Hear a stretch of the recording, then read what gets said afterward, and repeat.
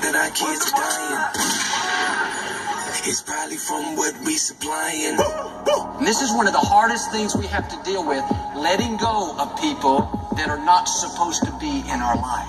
How many times are we hanging around somebody that we know is not good for us?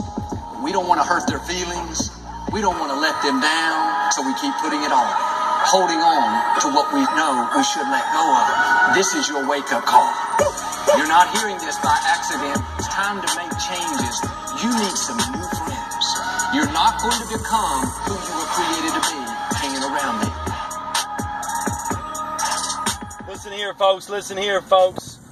You hang out with addicts, you're gonna be an addict. You know what I'm saying? You hang around the barbershop, you're gonna get more. You're gonna get a haircut eventually. You know what I'm saying?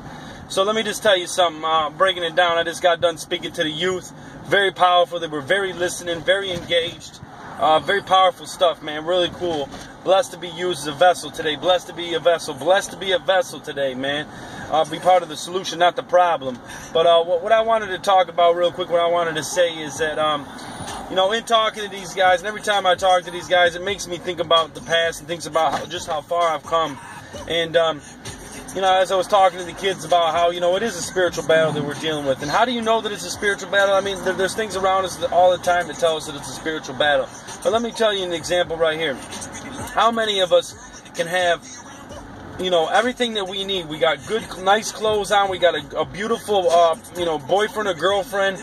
We got cars. We got everything we got. We got everything we need and everything that we want. But then we still struggle and want more.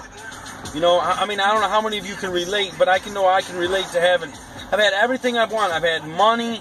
I've had, you know, the cars. I've had, you know, the women. I've had everything that I've personally needed in my life. I mean, things are good, but it was never enough. Oh, I needed this. I need this one, or I need this girl, or I need this. You know, I need more of this, or I need more. Give me, if I just have just these wheels on the car, then I get the wheels in the car. Well, now I need the system in this car, and it never stops because we're not satisfied, because we're satisfying our wants for material things and things of this world, and that's not what we need. It's a spiritual battle. It's that spiritual, that spiritualness, that emptiness that we are striving for, that only God can fill. So, if you're feeling that way right now, and you're feeling that, you know, oh, if I only had this and I only have that, and if you've had that in your past in your life, where there's many things that you thought you needed, and then once you get it, then you need more.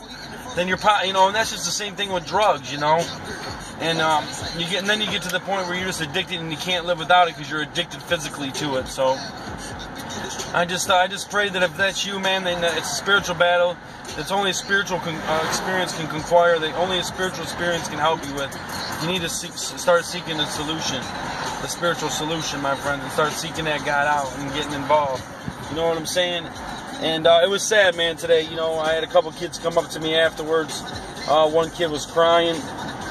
His dad's addicted to heroin. He doesn't get to meet his dad. He doesn't get to see his dad. And